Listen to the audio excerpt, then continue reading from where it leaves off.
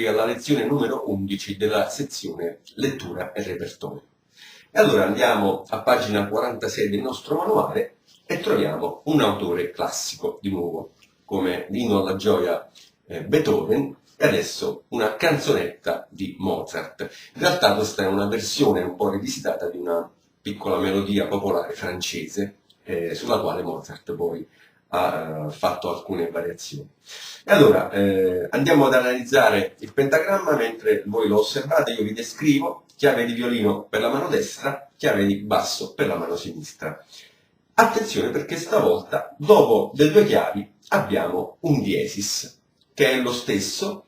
Abbiamo il Fa segnalato in chiave di violino e anche il Fa chiaramente in chiave di basso. Diciamo che le alterazioni valgono per tutte e due le mani, perché dopo aver studiato all'armonia armatura di chiave e tonalità, in effetti questa è proprio l'indicazione della tonalità in cui si sviluppa e si svolge questo brano musicale. Quindi con un diesis andiamo a dare un'occhiata al ciclo delle quinte, quindi vediamo, sarà una scala con il diesis, e quindi iniziamo a calcolare partendo da Sol, che è la prima scala con un diesis, e quindi contiamo finché abbiamo un diesis, e quindi insomma è proprio Sol. Quindi un diesis Sol. Qual è il diesis? È il Fa. Se calcoliamo l'altro circoletto delle quinte, partiamo dal Fa per vedere quali sono le alterazioni di questa scala, ma insomma, a parte che ce lo dice il pentagramma, quindi l'indicazione e l'alterazione in chiave, però insomma ho bene o male fatto il riassunto sul ciclo delle quinte. Chiaramente adesso io dovrò stabilire se la tonalità è Sol maggiore oppure la sua relativa minore, Mi minore, al sesto grado. E quindi andiamo a vedere nota iniziale della melodia. Partiamo da non abbiamo accordi, abbiamo solo le note. Quindi prima nota, mano destra Sol, mano sinistra Sol. E insomma già questo è un'indicazione che stiamo andando verso il Sol maggiore. Però ancora non contenti, abbiamo un altro Sol, nota finale, e ancora Sol per la mano sinistra. E poi c'è questa nota che in realtà non è presente nella tabella delle note con i tagli addizionali a sinistra, però ve lo dico io, è un altro Sol, quindi ancora più grave. E insomma, senza ombre di dubbio, sono in Sol maggiore, ma non sono ancora contento. Vediamo se è presente, nel caso fossimo in Mi minore, la sensibile di Mi minore, quindi la nota un semitono prima. Quindi qual è il settimo grado di Mi minore? Mi, Fa, Sol, La, Si, Do, Re. Allora, il Re, se fosse in Mi minore, dovrei trovarlo diesis alterato per generare la sensibile sulla fondamentale Mi. Allora, andiamo a vedere la nota precedente almeno tra mano destra e mano sinistra, che è proprio la penultima battuta. Abbiamo due Re con la sinistra e sono naturali, e quindi sicuramente non c'è la sensibile di Mi minore, e allora insomma è un'ulteriore conferma che io mi trovo in Sol maggiore. E allora osserviamo, siamo al Sol appena sopra il Do centrale per la mano destra, leggiamo le note, tempo 2/4, dimenticavo, tempo 2/4, quindi binario semplice. Siccome ho delle crome sullo spartito, allora io comincio a contare con le crome. 1, 2, 1, 2. Vediamo le note. Allora, primo rigo, mano destra, Sol col pollice, di nuovo Sol, poi abbiamo Re col mignolo, poi c'è il secondo Re, indice, sposto la posizione. Poi abbiamo una legatura frase di frase, quindi il fraseggio, legatura di portamento, per cui da questo Re mi conviene fare una caduta sul Mi terzo e poi articolare Fa diesis, attenzione, allungatevi leggermente, portate leggermente, vi mostrerò dopo, la mano verso il Fa diesis, poi Sol, Mi, Re. Attenzione, perché io ho all'inizio un MF, quindi mezzo forte, e poi ho questa forchetta su questa terza battuta del crescendo e del diminuendo, quindi mi devo giocare la dinamica su queste quattro crome. Quindi dopo la caduta, che cerco di trattenere col braccio, diciamo, di non lasciarlo andare proprio di peso forte, mezza sospensione, quindi ho accentuato un po' di più il peso del braccio e l'articolazione, quindi l'estensione con l'articolazione delle dita, man mano che ho suonato le prime crome, e poi alle altre due ho teso fino al Re, anzi della battuta successiva, a alleggerire il tocco. Diciamo che siccome c'è una mimma, potrei fermarmi qua, però è meglio comunque andare alla prima nota del secondo rigo con una caduta che c'è il Do. Naturalmente la caduta va fatta pure sulle prime 4 note e dopo legare, cioè queste 4 note non presentando, non essendo poste sotto una linea curva, appunto la legatura di portamento, è meglio non legarle, così poi risulta meglio pure l'effetto, risulta migliore l'effetto del legato sulla successiva frase. Quindi prima frase, mano destra. Vediamo le note della mano sinistra. Sol di 2 ottave sotto il Do centrale, il primo, e poi Sol di nuovo più su verso il Do centrale col pollice. Poi abbiamo quasi un passaggio del pollice, indice, Si, poi di nuovo Sol col quarto, Do centrale col pollice, Sol col quarto, Si con l'indice e Sol. Poi si chiude la mano, inizio secondo rigo, La. Ma vediamo direttamente sulla tastiera. E allora cominciamo con la mano destra, primo rigo, senza tempo.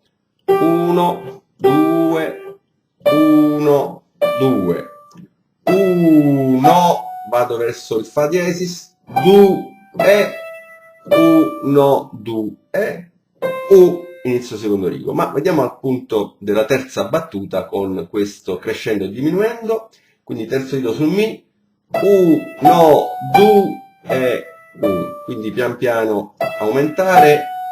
Il Sol diciamo rappresenta il punto massimo del crescendo, il Mi già un po' di meno e il Re ancora più leggero. Vediamo a tempo. 1, 2, 1, 2, 1, 2, 1, 2, 1. Mano sinistra.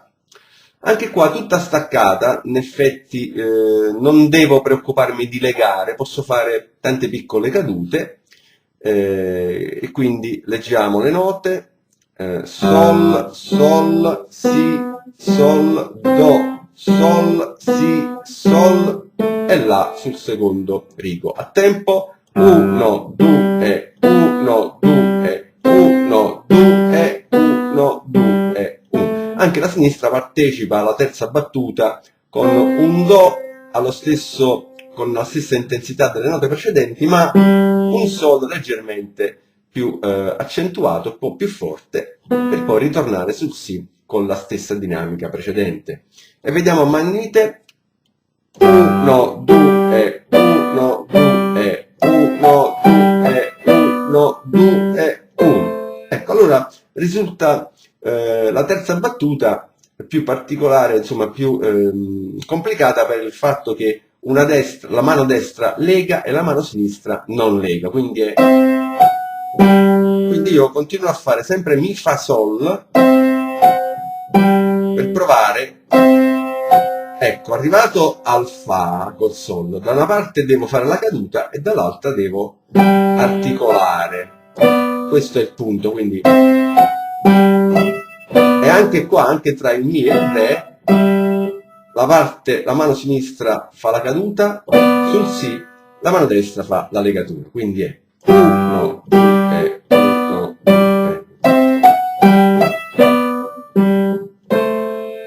Veniamo al secondo rigo, note Do, Do, Si, Si, La, Sol, La, Si, Sol, quindi come vedete anche qua c'è la legatura, a tempo 1, 2, 1, 2, 1, 2, 1, 2 e c'è la forchetta del diminuendo. Io ho fatto più leggero, fatto le cadute in maniera più leggera. Mano sinistra, La, Re, Sol, Re, attenzione non vi cordo, quindi vado col medio verso il Fa diesis, ricordiamo tutti i Fa sono diesis perché c'è l'armatura di chiave che ce lo indica, Do centrale col pollice terzo Fa diesis e Re quinto e poi minima Sol e Si, quindi facciamo a tempo la sinistra, 1, 2, 1, 2, 1, 2, 1, 2, insieme, 1, 2, 1, 2, 1, 2,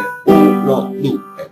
Attenzione, abbiamo i segni di ripetizione alla fine di questi due righi, cioè alla fine del secondo rigo, per cui questi primi due righi si devono ripetere uguali. Bene, diciamo che dopo procede nella stessa maniera, quindi attenzione alla mano destra quando deve legare quel po' di crescendo e diminuendo, attenzione pure alla mano sinistra quando deve fare degli spostamenti con le dita. E allora, vediamo a mani unite. Tutta l'esecuzione completa, compresa la ripetizione dei primi due righi.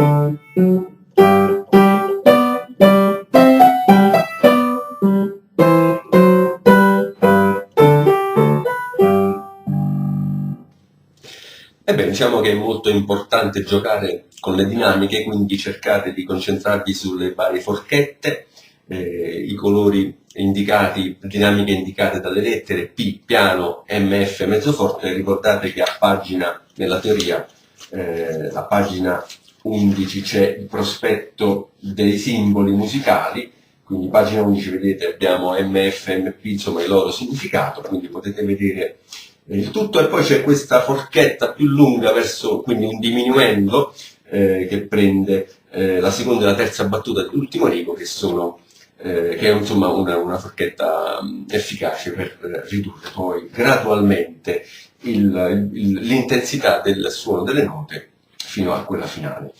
Insomma, un brano gradevole, ricco di controlli di elementi tecnici perché le mani non fanno proprio le stesse cose, man mano insomma che andiamo avanti le cose si complicano. Cercate di raggiungere il massimo dei risultati che potreste. Allora io anche per oggi ho detto tutto, vi lascio al vostro studio e quindi come al solito buono studio e buona musica, alla prossima lezione, ciao!